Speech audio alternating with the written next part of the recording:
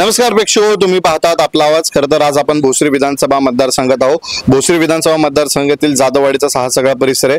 आपण पाहू शकतो माझ्या मागे काही महिला जमल्यात, त्यांचे काही प्रश्न आहेत जे मागील 10 वर्ष त्या ठिकाणी मार्गी नाही लागले। विकास झालाय का नाही झालाय ह्या मुद्द्यावर आपण त्यांच्याशी बातचीत करणार आहोत। नेमके काय प्रश्न आहेत आपण त्यांच्याकडनं जाणून घेणार आहोत। मावशी, काय नाव आपलं? रेखा माधू चव्हाण। बर, तुम्ही अनेक वर्षांपासून या जाधववाडी परिसरात राहताय। मागच्या 10 वर्षात या ठिकाणी विकास झालाय का? काय कामं झाली तुमची? काहीच नाही झालेली। विकास नाही झाला? नाही। बर, काय काय समस्या आहेत तुमच्या? रोड वगैरे काही व्यवस्थित नाहीये। बर, किती वर्षापासून रोड व्यवस्थित नाही? बरेच वर्ष झालं। माझं लग्न झालं तसं तर रोड नव्हताच पहिला, पण आता पण काही काम करत नाहीये लोक। बर, इथं तर दावे केले जातात की मोठे रस्ते होतात ते म्हणून विकास झाला या ठिकाणी। हो झाला, पण कुठं काय खड्डे खुड्डे बघा की आता हे। बर, संपूर्ण जाधववाडी तीच परिस्थिती आहे का? हो, काय दादावाडीत काय याला जबाबदार कोण आहे? रोड नाही। आता जबाबदार काही जे जे पैसे घेऊन बसले ते जबाबदार। बर, नगरसेवक झाला, महापौर झाला, हा, ते जबाबदार आहे याला। बर, मग त्यांनीच लक्ष दिलं पाहिजे ना, तेच की नाही मोठे। किती वर्षापासून समस्या आहे रस्त्याची इथं? झालाच मग, मला तर काय एवढं हे नाही सांगता यायचं, पण आता माझं जसं मी आई आले तसं तर नाहीच आहे।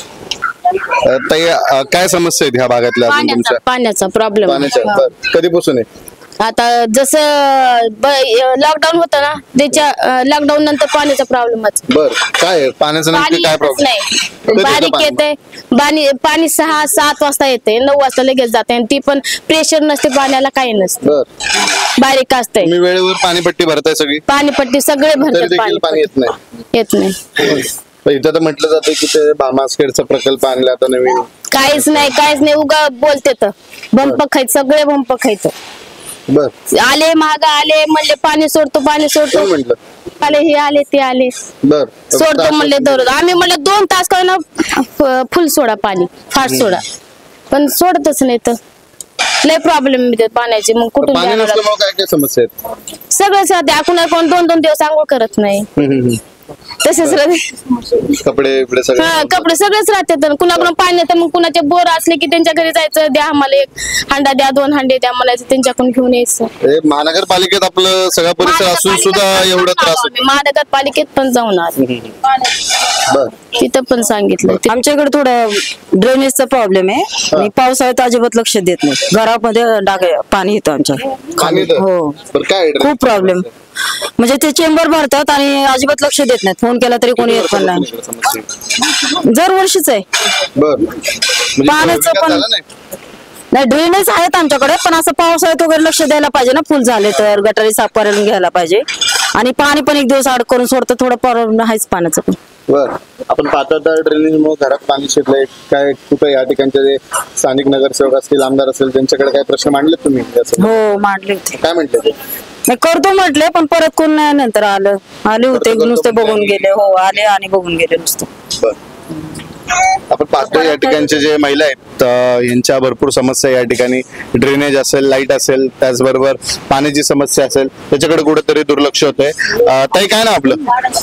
प्रणिता डोके। बर, काय अजून काय समस्या? जसं आपण पाहतो लाईटीची समस्या आहे, लाईटीची थोडीफार समस्या आहे, पण पाण्याची 1 दिवसाड जे सोडते ना, ते 1 तास वाढून सोडलं तर चालेल। बर, पाणी व्यतिरिक्त काय काय समस्या अजून? हेच, दुसरं काही नाही। अंघोळ राहणार, शाळांच्या मुलांसाठी तकलीफ होती या ठिकाणी, स्वच्छता होती। मागच्या वर्षात या ठिकाणचे जे ह्या वर्षी पुण्यात एवढा इथले जे लोकप्रतिनिधी आहेत त्यांनी जे आश्वासन दिलं होतं ते केलेत का पूर्ण? ते एवढं मला नाही काय माहिती, मी इथं येऊन 1 वर्ष झालं, पण गेल्या वर्षी पाऊस नव्हता तर पाणी होतं, पण या वर्षी एवढा पुण्यात पाऊस पडून पाणीच पुरवठा नाही। पाणी पुरवठा नाही काय माहिती आता ते, पण फक्त आता जे 1 दिवसाड पाणी येते, 1 दिवसाडच काय ना, पण थोडं वेळ वाढवून सोडलं तर बरं। तुमच्या समस्या सुटल्यानंतर काय करणार तुम्ही?